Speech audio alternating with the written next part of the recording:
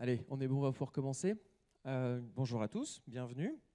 Première session, vous n'avez pas choisi la session la plus simple, hein, on commence par une session niveau 300-400, comme ça vous serez chaud pour le reste de la journée. On va reprendre un sujet qui est un peu d'actualité, hein, une vieille technologie que plus personne n'utilise, Active Directory. Bon, ça c'était pour la blague, c'est fait.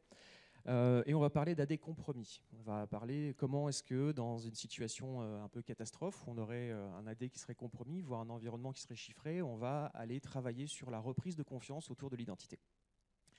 Alors rapidement, je me présente, je m'appelle Mathieu Trivier, je suis directeur en vente Europe d'une société qui s'appelle Samperis, qui est un éditeur de logiciels autour des solutions de protection et de récupération de l'Active Directory. Moi, c'est ma 3e année à présenter ici aux Identity Days. Et je ne suis pas tout seul cette année, puisque j'ai fait venir mon collègue pour pouvoir faire un petit duo, un petit ping-pong pour faire du live action. Pierre, je te laisse te présenter.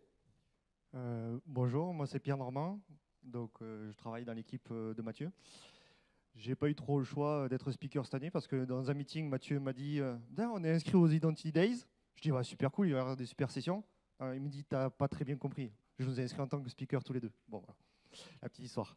Et bon, mais moi avant d'être chez Samperis, j'ai fait du consulting autour des technologies Microsoft, quasi toute la stack on-prem et online. Et maintenant, on est sur la protection de l'identité. Voilà, la résilience. Donc si vous voulez le chauffer un peu, vous lui dites que c'est à cause des gars du Stade Toulousain qu'on a perdu contre les Sudaf. Okay, ça c'est fait. L'agenda pour la conférence. Je vais juste faire un petit rappel, il y en a peut-être certains d'entre vous qui étaient déjà présents l'année dernière pour la session que j'avais fait. L'idée c'est de reprendre un peu le contexte et en fait ça va dans la suite de ce que j'ai déjà présenté l'année dernière. Derrière, on va vous présenter un concept en fait, que Samperis vient de mettre à disposition qui s'appelle la maison hantée et ça va être du fun. Derrière, on a dit live action, donc on va arrêter de blablater et on va réellement faire du live action. Et pendant que je vais faire du live action, Pierre vous expliquera un petit peu la problématique sur la reprise de confiance autour de l'identité. Alors, au niveau de la session que j'ai fait l'année dernière et même 2021, puisqu'en fait c'est une série de trois webinaires, enfin trois sessions que j'ai fait, l'idée c'était de dire que quand on a un AD qui est compromis, on a deux choix. Soit on repart de zéro, c'est les préconisations typiquement de l'ANSSI, soit on va aller reconstruire l'Active Directory. On a le choix entre la pilule rouge et la pilule bleue.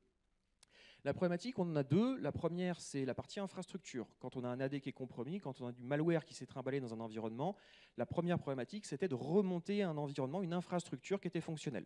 Ça, c'était l'objet de la session de l'année dernière où on a parlé d'un premier produit de Samperis qui s'appelle ADFR et on a couvert cette problématique-là. La deuxième problématique que j'avais abordée rapidement, c'était tout le sujet backdooring. Ça veut dire qu'une fois qu'on a remis en route de l'infrastructure, c'est bien, ça fonctionne, mais l'identité qui est dedans, elle est toujours pourrie. Donc il va falloir aller faire un certain travail dessus. Et ça va être l'objet de la session d'aujourd'hui.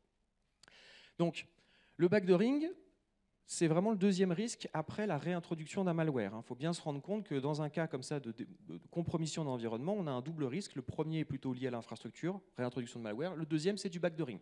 Et ça sera dans tous les cas vrai.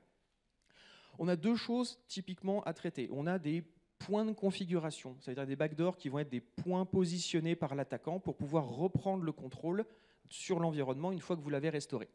On a un ensemble de techniques qui sont présentées ici. On ne va pas aller dans le détail parce qu'on va y revenir après. On a une deuxième problématique, c'est potentiellement des chemins d'attaque qui auraient été laissés dans l'environnement pour que, justement, par un certain nombre de rebonds, l'attaquant puisse reprendre le contrôle de l'environnement. Donc deux problématiques différentes. Ces problématiques-là, nous, on a décidé d'appeler ça des fantômes. Maintenant, vous êtes en train de comprendre un petit peu le principe de la maison hantée. Et donc, on va aller dans ce principe de maison hantée. Alors, on parle de ghost, hein, donc promis, on ne va pas faire de la poterie aujourd'hui. Hein. Ça serait mal vu. Je vous laisse deviner qui c'est qui est devant et derrière. On va plutôt aller parler sur la partie Ghostbuster. Ça veut dire qu'on va rentrer dans la maison hantée et on va aller chasser du fantôme. Ça va être l'objet de la session aujourd'hui. Alors, pour rentrer un petit peu dans le principe de maison hantée, c'est quelque chose qu'on vient de mettre chez Samperis très récemment à disposition de nos prospects, de nos partenaires. Le but, en fait, c'est vraiment de montrer ce qu'est le scénario catastrophe et toutes les étapes qu'on va devoir parcourir pour pouvoir reprendre confiance dans un environnement. Donc, vous entrez dans un environnement qui est totalement compromis, totalement détruit, totalement chiffré. Libre à vous après, dans un premier temps, de reconstruire l'environnement. Par contre, l'attaquant, il vous a laissé quelques surprises, typiquement des backdoors. Donc il va falloir faire un travail à la fois avec les outils que Samperis peut mettre à disposition, mais aussi avec vos connaissances pour pouvoir aller attraper les fantômes. Donc ça, c'est un exercice qu'on fait avec principalement pour l'instant nos prospects et qu'on commence à faire pour faire de l'enablement de nos partenaires sur une demi-journée et qu'on va jouer comme ça pour histoire de rappeler un petit peu aux gens que l'AD, ça marche bien, mais l'AD, c'est extrêmement compliqué quand il faut aller creuser dans les arcanes de l'AD. Donc ça, c'est quelque chose qui est disponible, c'est des choses qui vous intéressent, on peut faire l'exercice ensemble, même si vous allez en voir une petite partie aujourd'hui. Alors, avant de rentrer dans le vif du sujet, je vais vous présenter rapidement ce qu'est un cas de réponse à incident sur Active Directory. Comment on traite un cas de réponse à incident Active Directory. La première phase, vous vous êtes rendu compte que malheureusement, trop tard. Soit on parle d'un environnement qui a été juste compromis, donc si on prend la définition de Microsoft, c'est un compte à privilège qui est aux mains de l'attaquant. Ça peut être aussi un environnement qui est totalement chiffré, comme ça au moins c'est simple et on sait comment avancer. Comment ça va se passer? Première chose, déjà on va reconstruire l'infrastructure. Donc on va sortir des backups de notre environnement Active Directory et bien souvent on va aller le reconstruire dans un environnement bien sûr qui est isolé. Le but étant que l'attaquant ne puisse pas reprendre la main dans les quelques secondes, minutes qui suivent pour qu'on puisse faire toute une partie de clean-up. Donc ça, on a un premier produit que j'ai beaucoup couvert l'année dernière et l'année avant qui s'appelle donc ADFR, Active Directory Forest Recovery, qui s'occupe justement d'aller remonter de l'infrastructure Active Directory. Très simple, on ne joue pas la procédure de Microsoft, 28 étapes, 96 pages pour ceux qui la connaissent. On va simplement aller faire 6 clics dans l'outil et derrière, on a l'intégralité de l'action qui est automatisée. Et on remonte une infrastructure saine. Et on remonte une infrastructure saine. Mais c'est bien que tu le précises parce qu'on remonte une infrastructure saine, c'est bien. Par contre, l'AD qui est remonté, lui, il est toujours pourri. Donc on va devoir faire une deuxième phase. Et là, c'est à ce moment-là où vous allez voir que j'ai mis un petit marqueur qui s'appelle décision. Et là, si vous êtes malheureusement dans ce genre de situation, c'est là où il faut prendre les bonnes décisions et savoir qui prend les décisions. Parce que décider de restaurer un Active Directory, ce n'est pas une décision qu'on prend comme ça. Souvent, ça remonte très très haut dans les décideurs pour pouvoir faire cette action-là. Donc, on va prendre cette phase de décision. On va aller faire de l'analyse de toutes les vulnérabilités qui ont été posées. Alors, des vulnérabilités qui peuvent être des vulnérabilités historiques, mais aussi tout ce que l'attaquant aura pu mettre en place. Et pour ça, on va utiliser une combinaison de trois outils. Il y a 2 outils que vous connaissez sûrement, puisque ce sont des outils qui sont gratuits, qu'on a mis à disposition depuis maintenant un peu plus de 2 ans. 2 ans pour Purple Knight, qui est un outil vraiment d'audit de l'Active Directory, et un peu plus d'1 an pour la partie Forest Druid, qui est un outil d'analyse des chemins d'attaque. On va aussi utiliser la deuxième solution commerciale de Samperis, qui s'appelle DSP, Directory Services Protector, qui lui va nous fournir vraiment toute la partie forensique autour de l'Active Directory. Une fois qu'on a fait notre assessment, on s'est rendu compte un peu de l'état de la catastrophe, et après on va rentrer dans une troisième phase, on va reprendre le contrôle sur son Active Directory. Donc on va aller faire du hardening, que ce soit de l'application des best practices, que ce soit du tiering model, que ce soit des nouvelles stations d'administration, etc., etc. Et on va ressortir maintenant un environnement qui a été, d'un point de vue infra, qui avait été remonté par ADFR de manière clean, et sur lequel on a repris confiance dans l'identité. Et à un moment donné, on va faire le switch et on va remettre cet environnement live. Alors, juste pour vous donner un petit peu l'impact de faire redémarrer un Active Directory, au moment où vous resterez un Active Directory, ce que ça veut dire, c'est que vous redémarrez à minima tous les systèmes de l'environnement, puisque les tickets Kerberos sont tous morts, puisque tout ce qui va être au niveau de la session est morte, donc on redémarre l'ensemble des postes. C'est pour ça que ce que vous voyez, c'est qu'à un moment donné, ce cutover, vous vous retrouvez dans un environnement qui est compromis, que vous arrêtez, ou bien qui a été arrêté par l'attaquant. Donc là, toute cette partie-là, vous avez un arrêt de production. Il faut bien s'en rendre compte. Donc, cette timeline que vous voyez ici, qui va du jour 1 au jour 5, ce n'est pas pour faire joli, c'est que c'est malheureusement des actions qui prennent du temps. Avec l'utilisation des outils, on va essayer d'aller le plus vite possible, mais ce sont toujours des opérations qui prennent du temps. Donc gardez-le bien en tête, on ne remonte pas un Active Directory en quelques heures, on peut remonter l'infrastructure en quelques heures, ça se fait très très bien. Par contre, après, la reprise de confiance sur l'identité, c'est un autre job qui peut prendre beaucoup plus longtemps. Alors, c'est pas tout, mais on avait dit qu'on faisait du live action aujourd'hui, donc on va essayer d'avancer là-dessus. Là, les scénarios qu'on me propose, que ce soit via les partenaires ou via notre équipe de réponse incident, c'est des cas réels. Tout ce que parle Mathieu jusqu'à présent, c'est du réel.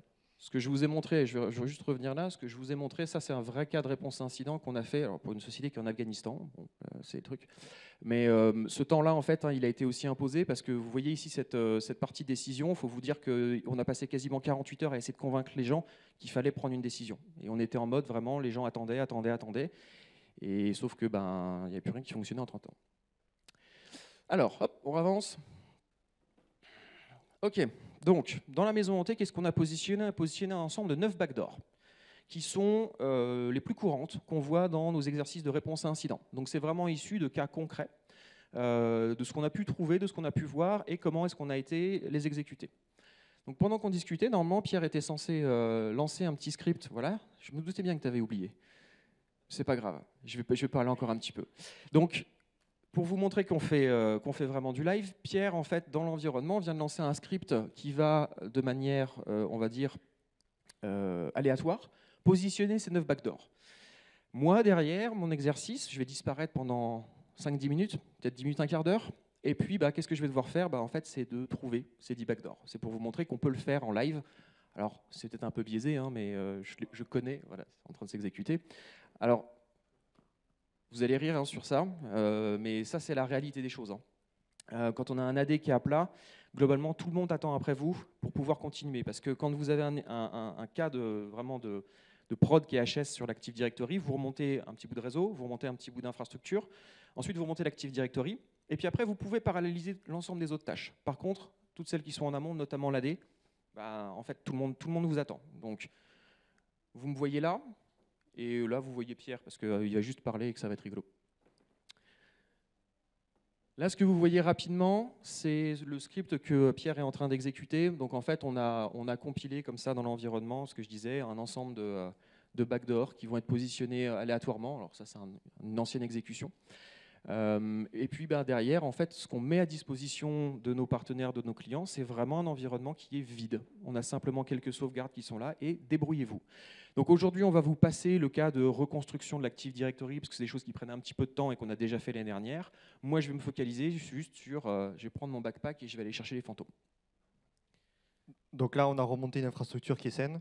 Et avant de remettre en production, on va analyser tout ça. Enfin, Mathieu va analyser tout ça pour tout nettoyer et qu'on reparte plus sécurisé et que l'attaquant ne puisse pas revenir. Donc, on va échanger. Allez, go.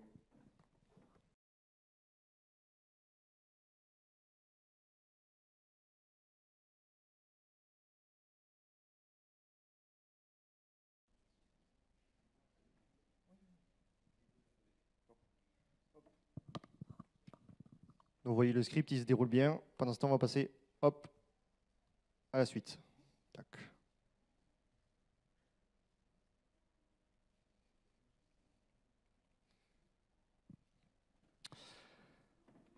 Alors, au niveau des attaques, ce que l'on voit, ce qu'on entend souvent, c'est je veux me protéger de tels et tels éléments, telles actions d'attaque qui sont compliquées. Donc là, vous avez des exemples sur des attaques de type Diamond Ticket, tout ce genre de choses. Certes, c'est des attaques qui sont compliquées, que l'on voit certaines fois dans certains environnements. La plupart du temps, on les trouve dans des environnements où les attaquants font des choses compliquées sur des environnements qui sont déjà un petit peu sécurisés. Et souvent, c'est là où il y a des enjeux de vol de données. Parce que parfois, ça arrive dans certains domaines que en fait, l'attaque et le chiffrement n'est que la partie visible de l'iceberg. L'objectif principal était, en premier lieu, de rentrer dans l'environnement et voler des données. Voilà. Pour eux, c'est l'effet qui se coule. Je récupère des données d'un côté et je vais les revendre sur le darknet, et l'autre côté, je récupère une rançon parce que j'ai tout chiffré l'environnement. Mais ces attaques qui sont compliquées ne sont pas la majorité des cas. La majorité des cas, c'est ce qu'on voit, c'est quand on a des environnements qui ne sont pas assez sécurisés, on va retrouver des attaques qui sont sur des éléments qui sont standards. Vous n'avez pas passé les patchs, les KB ou autres, des CVE qui sont quand même assez faciles pour les attaquants d'aller les percer et rentrer par ces biais-là. Ou alors des permissions qui sont trop excessives, mauvaise hygiène de l'environnement, donc là c'est un exemple, un mot de passe ou autre, ou des comptes d'administration qui sont sur les postes de travail ou autres. Les attaquants aujourd'hui, ce qu'ils font, dans les premières années, dans les années 2016, 2017, 2018, ils passaient du temps dans les environnements, ils étaient là depuis plusieurs semaines, ils passaient du temps dans chaque environnement pour essayer de rentrer et chiffrer tout l'environnement. Aujourd'hui, comme vous le voyez, on le voit partout dans les nouvelles depuis maintenant un peu plus de 2 ans, les attaquants font de l'attaque massive. Et ces attaques massives, en fait, ils essayent de prendre le moins de temps possible sur chaque environnement. Ils automatisent ça via des outils, des scripts, etc. Donc leur objectif, c'est essayer d'atteindre le plus de sociétés possible, plus d'environnements, de les chiffrer, récupérer une rançon. Donc si vous êtes sécurisé, si vous avez fait tout ce qu'il faut en termes de bonnes pratiques, etc., c'est comme on va montrer Mathieu tout à l'heure, normalement, vous avez plus de chances que l'attaquant passe au suivant. Dommage pour le suivant, mais que vous soyez épargné. Voilà. Donc, il ne faut pas croire, les attaques complexes ne sont pas la majorité des cas. Voilà. On va parler maintenant, pendant que Mathieu va fouiller un petit peu, on va parler des 9 backdoors qu'on a mis. Voilà. Il y en a certaines qui vont vous parler. Et ce que je vous propose, c'est qu'on va faire sous forme un petit peu interactive, sous forme de jeu. C'est le premier et le deuxième qui vont répondre aux questions que je vais poser. Je vais distribuer des petits goodies. Voilà. Comme ça va être sympa. La première que l'on retrouve, c'est par exemple d'avoir le droit everyone en full access sur, par exemple, le container users ou d'autres éléments de l'AD. Si là, on est sur notre exemple de users, du container users, à votre avis, quel est le risque? Oui.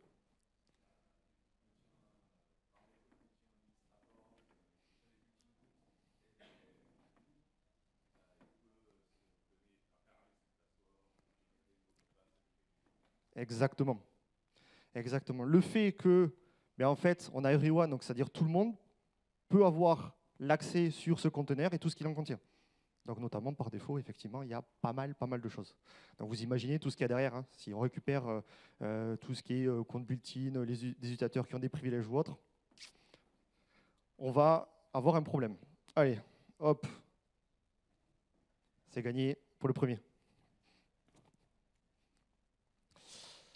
Donc là, en termes de remédiation, vous imaginez bien qu'on va retirer les ACE de full control. Voilà. On va faire le nettoyage sur la partie ACE. Dans toutes les entrées, là, vous avez l'exemple. Donc ça, on l'a pris dans l'environnement justement de test. On vous montre que, par exemple, c'est les permissions qui sont mises de everyone. Là, on voit, il est en full control. Voilà. Donc il suffit de faire un petit remove et on est bon. La deuxième, l'attaquant est DC owner. Par exemple, il a pris la main sur un DC. Cas typique que l'on a vu, c'est par exemple société internationale. J'ai un DC qui est sur une île, qui est moins sécurisé que les autres. Et après, on se donne DC ou serveur applicatif, ça pourrait être. On arrive à rebondir et on arrive à se mettre DC owner sur un DC. Dans l'AD, sur l'objet machine. Quel est le risque?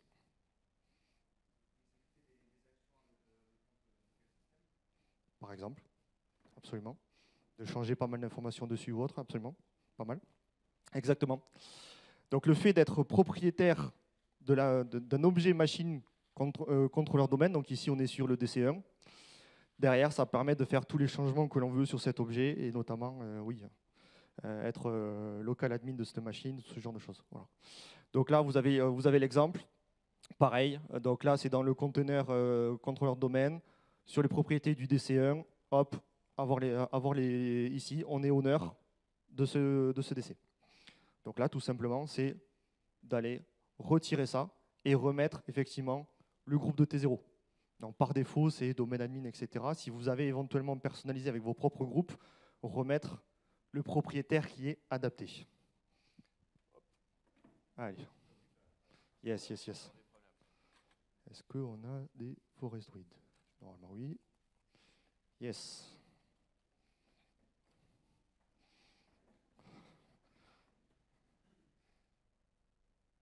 La suivante, je vous laisse réfléchir. Hop, merci de jouer le jeu. Comme ça, c'est sympa, c'est interactif. L'attaquant dispose des droits permettant l'attaque DC Sync. Donc, il n'y en a pas qu'un, il y en a 3. C'est ça, exactement. Dumper la base, faire une synchro de récupérer toutes les informations et récupérer tous les hash, etc. Absolument. Donc, c'est ça le risque. Donc en passant par MS, DR, SR, on peut récupérer effectivement donc simuler un faux décès et récupérer tous les changements. Bon, après, techniquement, ça laisse pas mal de traces dans la D, mais c'est exactement le risque que l'on a. Et par défaut, effectivement, uniquement les groupes standard built-in le sont. Donc voilà. Donc là, remédiation, retirer les ACL du get change que l'on voit ici, c'est les 3 que je vous ai parlé. Voilà. Oui. Juste un petit point par rapport à ça qui est assez intéressant, c'est que par défaut, quand vous installez Azure AD Sync, le compte Microsoft, c'est les permissions qu'il a. Juste pour vous donner un petit peu aussi la criticité de choses qui sont installées par défaut par Microsoft.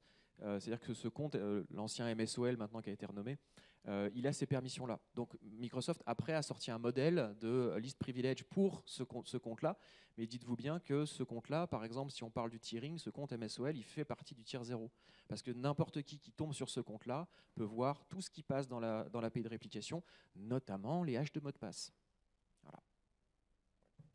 Merci Mathieu.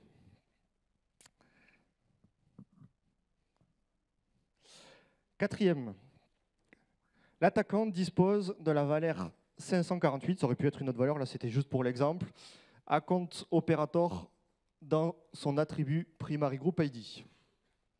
Quel est le risque? Qu'est-ce que ça induit derrière d'avoir ça? Je peux répondre? Oui.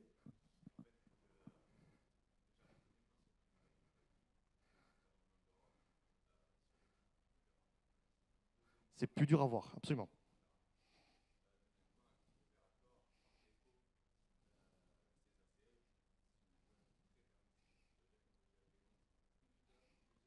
Exactement, exactement. Dont les décès. Dont les décès. Donc grosso modo, pour simplifier un petit peu, merci de ce détail, pour simplifier un petit peu la réponse et le risque, c'est que le fait d'avoir l'attribut primary group ID avec une certaine valeur, d'un groupe en l'occurrence qui donne certains privilèges, c'est on ne fait pas partie des membres de ce groupe-là directement, par contre, on bénéficie des privilèges que ce groupe a. Voilà. Donc c'est pour ça que c'est un petit peu difficile, c'est ce qu'il disait, de voir ça parce que c'est indirect. Les droits sont affectés de manière indirecte, donc un petit peu plus difficile à détecter. Voilà. Souvent les attaquants ils aiment bien ça, on va en voir d'autres tout à l'heure. Les attaquants ils aiment bien ça pour se cacher, voilà, et que ça ne se voit pas directement. Donc là, remettre la valeur par défaut, par exemple 513 domain users. Hop. Si, c'est pas les mêmes. La numéro 5. Attends, je te coupe. Il faudrait un peu plus de participation là. Je sais qu'il y a des très bonnes idées, mais je suis sûr qu'il y en a plein d'autres qui sont dans la salle, donc n'hésitez pas, on ne mord pas, et même s'il y a des réponses qui sont fausses, on donnera les bonnes après. Il n'y a aucune réponse bête. C'est faux, c'est pas grave. Le but, c'est que ce soit interactif. Donc, pas de souci. Après, l'attaquant peut gérer les membres d'un groupe via l'attribut manage by. Donc, on va être un petit peu en lien avec la précédente, vous imaginez bien. J'ai mon compte qui gère le manage by des groupes, à votre avis. Quel est les accès au groupe via le manage by? Personne? Hein? Modifier les members. Ok, donc exactement. Donc si je peux modifier les membres, ben, je peux rajouter des personnes, enlever des personnes, et pour un peu que ce soit un groupe à privilège, soit que ce groupe-là fasse partie d'autres groupes qui accèdent à des groupes à privilège, l'attaquant va pouvoir se donner droit ou donner des droits à des comptes qu'il va pouvoir compromettre. Et si en plus, là c'est le Graal, donc là on se met manage by, mais si après on modifie certaines ACL, ou certaines ACE plutôt, c'est caché. Donc là, pour le trouver, pas si simple. Donc là, juste pour la petite, c'est toujours cette partie intéressante, c'est que c'est juste pour vous montrer que c'est pas parce que la GUI vous montre quelque chose que c'est la vérité. C'est-à-dire que si on positionne les ACL correctement, la GUI ne verra absolument rien. Même en PowerShell, on ne verrait rien. Donc là, on est vraiment sur quelque chose qui est extrêmement compliqué à détecter parce que l'attaquant, il a fait une séquence entre guillemets d'actions qui sont combinées qui amène à ce que plus personne, sauf le système, voit ces privilèges-là. C'est-à-dire que même lui ne voit plus ce champ-là. Par contre, vu que le système est toujours capable de le lire et de l'utiliser, ça veut dire que les permissions sont toujours présentes. Et donc ça peut, avec une combinaison de nested group plus manager sur un groupe lointain où vous n'avez plus aucune idée de ce que c'est et l'ACL qui est correctement positionnée, globalement, vous avez la combinaison gagnante pour que votre attaquant il reprenne la main sur un groupe qui est au fin fond de je ne sais pas quoi et qui vous remonte jusqu'à domaine admin tranquillement. Et pour un peu que l'environnement soit sécurisé sur d'autres endroits, pour après le voir, vous allez vous amuser, vous ne verrez pas. Donc là, on retire tout simplement. Donc là, hop, je reviens en arrière.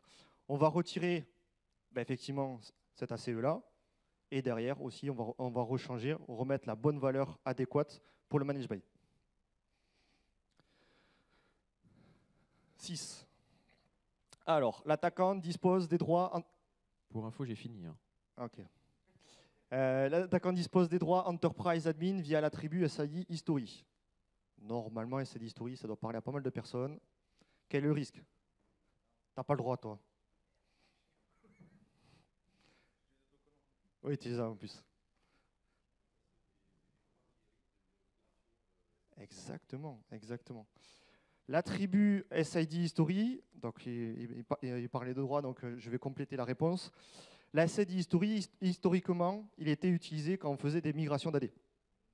Pour que, effectivement, j'ai l'objet Pierre, qui a un nouvel objet qui est créé dans la nouvelle forêt, et on fait en sorte que mon nouvel objet puisse avoir la portabilité des informations, notamment via effectivement le SID, des informations et des permissions depuis la source, pour que à la cible, mais on puisse récupérer, etc.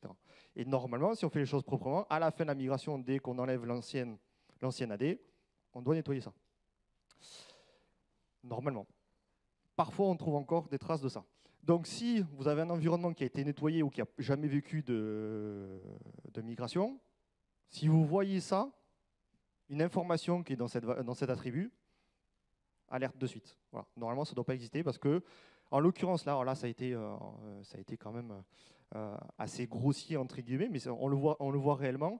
Le 512, c'est l'Enterprise Admin, donc ça veut dire que mon attaquant vole un compte qui n'a pas de droit, il vient mettre la bonne valeur qui l'intéresse, domaine admin, enterprise admin, ce que vous voulez, hein, DNS admin ou autre, il met la bonne valeur, et ça ne se voit pas. Il a le droit de l'objet, donc en l'occurrence c'est un groupe à privilège, de l'objet qui a en fait réellement cette valeur. Donc là, mon compte, il est enterprise admin sans qu'il fasse partie des membres de enterprise admin ou des sous-groupes, etc. Donc là, vider la valeur SI History, normalement vous ne devez pas l'avoir. Si vous n'êtes pas en cours de migration, vous ne devez pas l'avoir. Si vous faites des migrations aujourd'hui, vu qu'on est en 2023, petit conseil, préparez les migrations à faire les choses avec le minimum d'accès, minimum de droits, etc. et d'avoir des solutions de protection pendant la migration. Quand on entend des clients avec Mathieu, ça nous fait tomber de la chaise souvent, quand il nous dit « ouais, mais nous, on va mettre toute la partie sécurisation, la partie outillage, d'aller protéger l'environnement après migration », c'est pas le bon plan. Faute. Voilà. Faute parce que les moments de migration et les moments où on baisse la sécurité au maximum. Même si on met en fait de la sécurité dans l'environnement cible, souvent on baisse la sécurité de l'environnement source pour pouvoir faire de la migration facilement. Et c'est malheureusement souvent les moments où on se fait taper. Cas idéal pour un attaquant. Voilà. C'était qui avait répondu? Ok. Là, numéro 7. Numéro 7, on a l'attaquant qui est propriétaire d'un groupe, lui-même membre d'un autre groupe à privilège. Donc ça, j'ai cité tout à l'heure.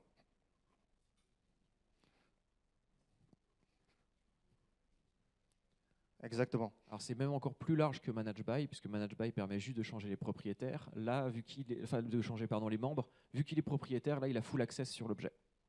On va pouvoir changer les attributs, les valeurs, etc. Voilà. Donc là, on voit qu'on est propriétaire et que ce groupe-là, donc on est propriétaire d'un groupe, et ce groupe-là, lui, fait partie, dans l'occurrence, schéma admin. Alors ça pourrait être un autre, hein, peu importe.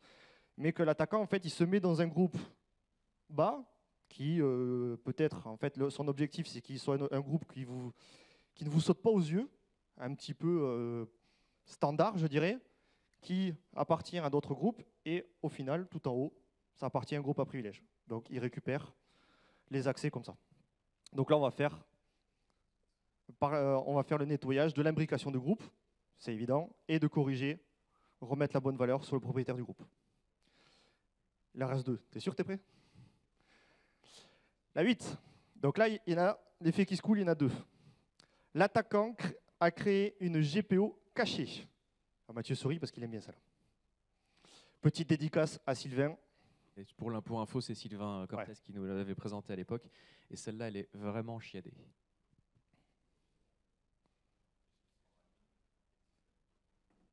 Ah, GPO cachée. Si la GPO elle est cachée, vous n'allez pas la voir.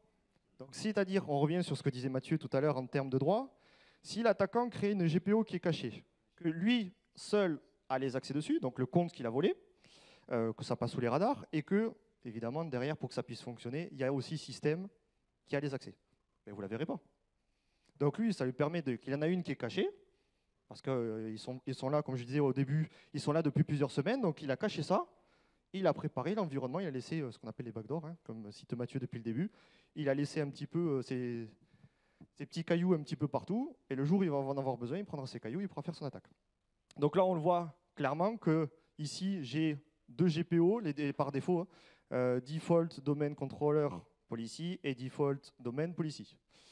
Donc là, on voit strictement rien. On voit strictement rien d'anormal. Par contre, ici, alors vous êtes peut-être un peu loin, on voit qu'on a 2 Default Domain Controller Policy. Parce que là, en fait, je me suis mis en tant que système, donc le système, ce que je disais, lui le voit. Mais n'importe quel admin ne le verra pas. Et là, en fait, il a créé, et il y a une petite, ici on ne voit pas très bien, il a changé dans le nom un caractère, mais à l'œil, on ne le voit pas. Le L est remplacé par un pipe. Exactement. Ça, visuellement, dans une situation d'urgence, vous ne le voyez jamais. Ouais. Et même pas situation d'urgence. On ne voit pas si simplement, en fait. Entre un L et un pipe, c'est pas évident. Donc là, il a sa GPO qui est cachée, qui ressemble à la GPO Default Domain Controller Policy, l'original. Et derrière, on voit qu'en fait, sur les droits, il y a juste le système et le compte qui a été volé. Voilà. Système pour que ce soit puisse être appliqué.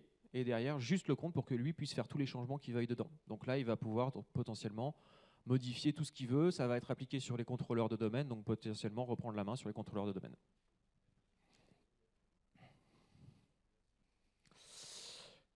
Dans l'effet qui se coule à votre... Donc là attendez, il va falloir effectivement la trouver et la supprimer. Ça, c'est l'idéal. Mais à votre avis, l'attaquant, pourquoi il fait ça? C'est quoi l'effet qui se coule qu'on a derrière? La deuxième étape pour pouvoir faire cette attaque. C'est l'attaquant peut après gérer l'attribut GP-Link de l'OU, par exemple, domaine contrôleur. Il a créé une fausse GPO domaine contrôleur et en plus, il a les droits pour pouvoir changer les liens sur les GPO sur domaine contrôleur, par hasard. Donc, à votre avis, là, il va faire quoi? Exactement, il va faire le switch de la GPO. Donc l'original, celle que vous avez validée, celle qui est la bonne, ben, il va enlever le lien, il va la désactiver, il va réactiver la sienne, et puis après là c'est bon. Et il commence son attaque, et là, très rapidement, ça va être banqueroute pour vous. Le GP-Link, comment ça fonctionne? C'est du texte. C'est du texte avec simplement l'ID de la GPO que vous voulez appliquer. Donc ça veut dire que vu que mon attaquant il a créé sa GPO, il connaît l'ID, même s'il ne la voit plus parce qu'elle a été masquée, ben potentiellement il a la capacité d'aller juste modifier l'attribut de l'OU sur laquelle il veut appliquer, il change le tag, et automatiquement derrière vous avez les process qui vont appliquer la nouvelle GPO, et donc reprise de contrôle. À moins que vous ayez une surveillance, une protection ou autre, vous ne le verrez pas. Voilà. Donc là, le but c'est retirer effectivement, on le voit ici clairement, l'ACL qui a été positionnée, white GP-Link. Dernière, après je te repasse la même. L'attaquant a placé un fichier exécutable dans le sysvol. Alors rigolez pas, parce que on le voit souvent. Est-ce qu'il y en a qui ont subi des attaques, qui ont vécu des attaques ici? Est-ce que ça a été utilisé éventuellement? Non? Pas dans ce cas-là? Okay. Une cyberattaque, plaisir ou pas plaisir? Ouais, d'accord. Donc là, l'exécutable, ça permettrait quoi dans le sysvol?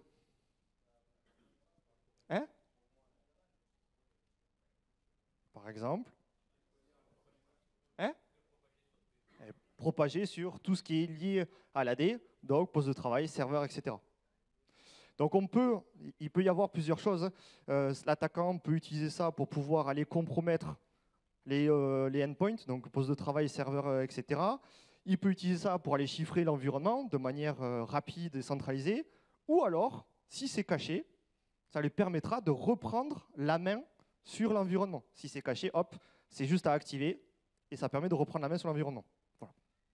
Donc le voilà, en fait, que donc ça, il faut le savoir, c'est que c'est lié à la policy qui a été mise tout à l'heure. Là, on n'est pas sur l'ID de GPO par défaut de la default domain policy. Voilà. Alors, juste pour compléter, là, vous voyez qu'on a été créé en fait un fichier PS1, quelque chose qu'on peut réussir à détecter relativement facilement. De l'exécutable, ce sera pareil, on pourra le détecter. Par contre, les attaquants, la plupart du temps, ce qu'ils vont s'amuser à faire, c'est d'aller modifier un logon script. Pas le changer, pas le remplacer, pas créer des choses, modifier de l'existant. Ça veut dire que globalement, ce qu'il y a à faire, là, réellement, c'est de vous retaper tous les scripts, vérifier de l'intégrité des scripts, des dates de modification, est-ce qu'il y a des choses qui ont été modifiées dedans. Donc vous imaginez bien que la palanquée de scripts qui peut, alors c'est mal, je sais, mais on le voit encore beaucoup, la palanquée de scripts qu'on trouve encore dans le sysvol, bah globalement, il faut tous les revoir. Donc là, en plus, on l'a ici, hein. Si en plus c'est sur default domain policy, on adresse tout. Hein. Clairement, on adresse tout. Là, on en parlait tout à l'heure, petite parenthèse, c'est que tout à l'heure, on parlait avec ADFR, ce que Mathieu a présenté l'année dernière, de remonter l'infrastructure saine. Là, on est dans ADFR, il y a l'option de pouvoir remonter sur des OS qui sont tout propres. Donc, on est quasi sur du 100% sain, hein, même si le 100% c'est difficile de dire. Mais là, pour ne pas réinjecter, quand on remonte l'infrastructure, pour ne pas réinjecter sur les OS tout propres des choses qui sont malsaines, nous, on applique un modèle de validation. Ce que vient d'expliquer Mathieu, d'aller recontrôler les scripts, ceux qui sont bien les originaux qu'on a mis en place et ceux qui ne sont pas légitimes.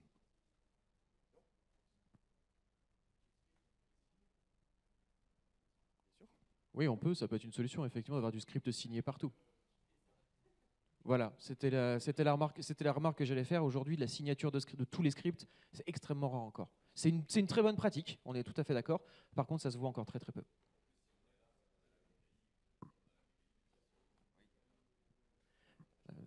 Tu changes ton poste ? Bon, maintenant que Pierre vous a montré la théorie, moi je vais vous montrer un petit peu la pratique rapidement en 5 minutes. Vous montrer que globalement on est capable de détecter tout ça. Vous l'avez vu, ça a pris un petit quart d'heure le temps que Pierre présente. Et ben moi je vais vous montrer que pendant ce quart d'heure-là, moi j'ai eu le temps d'aller un petit peu à la recherche de tout ce qui pouvait être là. Alors, hop, hop, hop, hop. Je vais juste passer comme ça pour que vous puissiez voir. Globalement, par rapport à tout ce qu'on a pu identifier, tout ce que Pierre a pu vous présenter, je vous ai dit on allait utiliser une combinaison de solutions logicielles et bien sûr de connaissances pour pouvoir aller les détecter. Si vous regardez bien, et si vous vous souvenez de ce que je vous ai dit, les deux solutions Purple Night et Forest Druid, donc les deux premières en violet et en vert, sont deux solutions gratuites. Super, vous êtes couverts par défaut, vous aurez tout ce qu'il faut. Par contre, il y a des choses qui sont extrêmement cachées, notamment l'histoire du manage by où on va modifier les ACL. On vous a dit plus personne ne le voit, donc les outils ne le voient plus. Donc il faut être protégé par des outils qui vont être beaucoup plus avancés dans la détection, type DSP, qui vont permettre de voir ça. Donc ce qu'on va s'amuser à faire, hop, c'est que je vais vous montrer un petit peu ce que ça a donné. Donc ici, on est... Est-ce qu'on arrive à lire ? À peu près. On est ici dans Forest Druid. Forest Druid, donc outil de détection des chemins d'attaque. Qu'est-ce que j'ai fait dans l'outil ? J'ai classifié tout ce qui était de l'ordre du tier 0. Je vais essayer encore de maximiser un peu et on va se mettre le petit graphe à côté. Vous voyez qu'on a donc un ensemble... Non, tu n'as pas envie de me présenter mon graphe ? Ce serait sympa. Donc là, vous verrez, Mathieu va vous le présenter, il y a 2 onglets. Voilà. Ici, on est dans un outil où donc, ce que j'ai fait quand je l'ai lancé, il m'a importé l'ensemble des relations qui sont présentes dans mon AD, hein, toutes les délégations, tous les privilèges qui sont là. Et derrière, j'ai fait ma propre classification des objets qu'on considère comme tier 0. Une fois que j'ai fait cette classification, la représentation qui a été faite, c'est de dire j'ai au centre en bleu mon tier 0. Et autour, j'ai tous des objets en orange qui sont classifiés comme à risque, c'est-à-dire un objet qui n'est pas tier 0, mais qui a un biais d'accès quelconque pour pouvoir accéder au tier 0.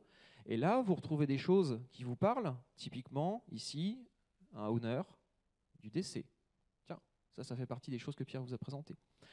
On peut voir ici du everyone qui a un droit generic all sur un ensemble de groupes à privilèges. Ça ressemble bien à la possession de l'OU, du conteneur user pour pouvoir avoir accès à ces objets-là. Derrière, on voit ici qu'on a un groupe qui s'appelle T2 Administrator qui est membre de Schema Admin. C'est pas normal, mais on ira voir un peu plus loin après. On retrouve ici une utilisatrice qui a les droits get change all. Donc ça, c'est typiquement les droits nécessaires pour pouvoir aller effectuer une étape de type DC Sync. On retrouve derrière le fameux GP Link Edit. Tiens, il y a un petit peu d'utilisateur qui a droit sur de l'OU Domain Controller. Et puis le dernier qui a abusé du SID History pour pouvoir récupérer la partie Enterprise Admin. Pour les plus geeks d'entre nous, celui qui est capable de me donner la référence des deux derniers gagne un cadeau beaucoup plus sympa. Je vous laisse réfléchir le temps que je termine. Donc là, globalement, on a déjà identifié 6 des 9 vulnérabilités qui étaient présentes. Globalement, si je reviens, vous voyez ici, on en a 6 qui étaient mises en lumière par la partie Forest Druid, c'est les 6 qu'on vient d'identifier. Il y en a encore certaines qui ne sont pas bonnes. Typiquement, une sur laquelle on va utiliser potentiellement Purple Knight, c'est la numéro 4 et la numéro 9 sur la partie Primary Group. Donc on va basculer dans le rapport qui a été généré par Purple Knight. J'ai effectué mon analyse en amont. Et qu'est-ce que Purple Knight nous a généré? Il nous a généré, en fait, je l'avais déjà ouvert, un rapport. Ce rapport, il me présente potentiellement 4 vulnérabilités qui sont présentes. Dans ces vulnérabilités-là, on va retrouver, on retrouve des choses qu'on a identifiées aussi avec Forest Druid. On va retrouver des changements récents dans la SID History. Tiens, des gens qui n'ont pas le Primary Group ID normaux. Hop, on va descendre et on va regarder. Encore un indice pour me trouver la dernière question de quel utilisateur la référence. On voit ici qu'on a un Primary Group ID 548. Donc ça, encore quelque chose qu'on a identifié très rapidement. J'ai un trou de mémoire sur l'autre, c'était la partie 6 vols. Si j'arrive à faire une recherche à une main, c'est pas simple. Là, sur Purple Knight, on vous montre aujourd'hui l'exemple sur la délocale quand vous avez des mondes hybrides, ce qui est la majorité des cas aujourd'hui. Purple Knight fait aussi l'analyse de l'Azure AD. Donc on fait la même chose, le travail sur l'Azure AD. Dans Purple Knight, ce qu'a pas dit Mathieu, je pensais qu'il allait le dire après, c'est on a un fichier CSV qui sort, donc tout ce que vous validez, dire OK, derrière ça, je veux le corriger. On peut automatiser derrière, via ce fichier CSV, la remédiation via un script, par exemple. Là, je vous montre effectivement la partie HTML qui est simplement pour de l'indicatif, mais derrière, on a toutes les données qui sont exportées en CSV. Donc, tous les objets qui sont affectés par telle vulnérabilité, vous avez le CSV tel que vous voyez les informations ici. Ça vous permet typiquement d'aller faire de la remédiation après. Donc là, qu'est-ce qu'on a identifié encore?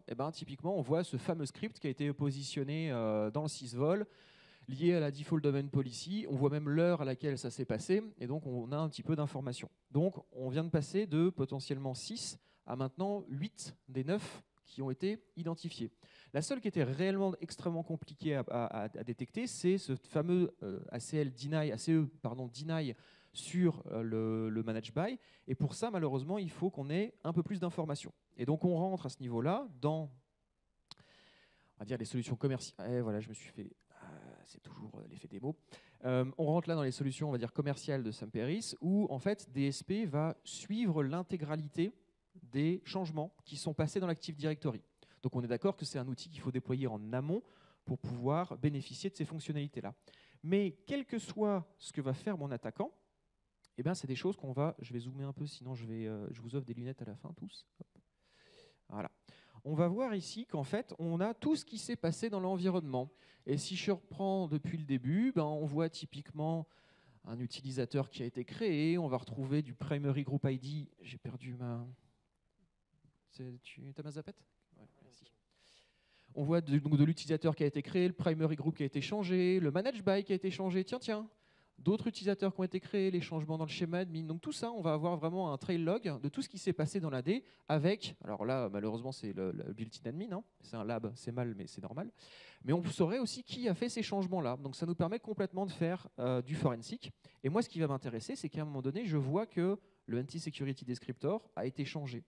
Ce que je vais pouvoir regarder ici, c'est potentiellement de comparer ce qui s'est passé. Et donc là, vous voyez, on retrouve typiquement une ACE qui a été ajoutée, elle est en vert, elle est de type deny sur une propriété. Bon, je n'ai pas le nom de la propriété ici, j'ai l'ID, mais au moins ça me donne une indication sur ce que je vais devoir aller nettoyer. Même si je ne vois pas le manage by, je sais que cette ACE, elle est pourrie et il va falloir que j'aille un petit peu à la recherche de tout ça.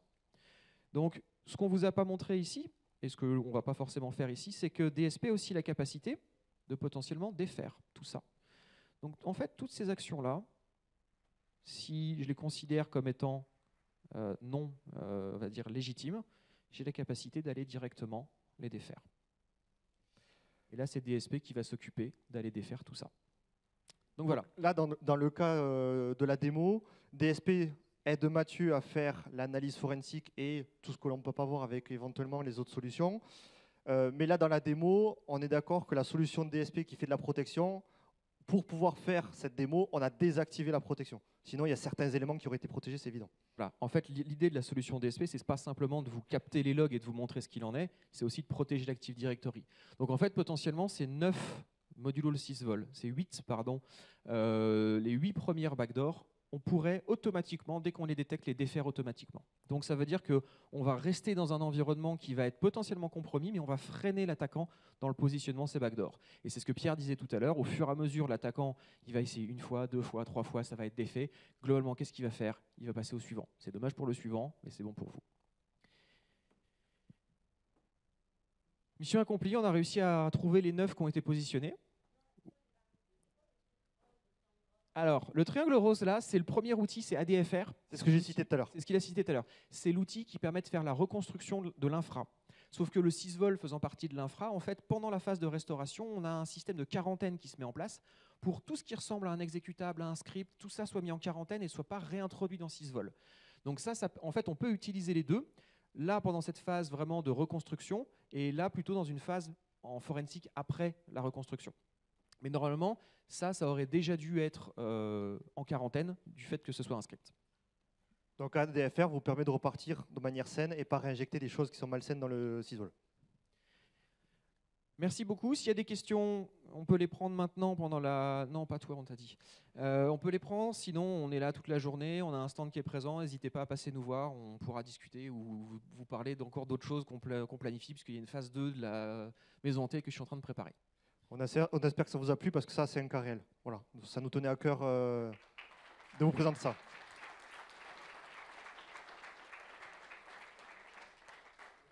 Merci beaucoup et bonne suite d'événements.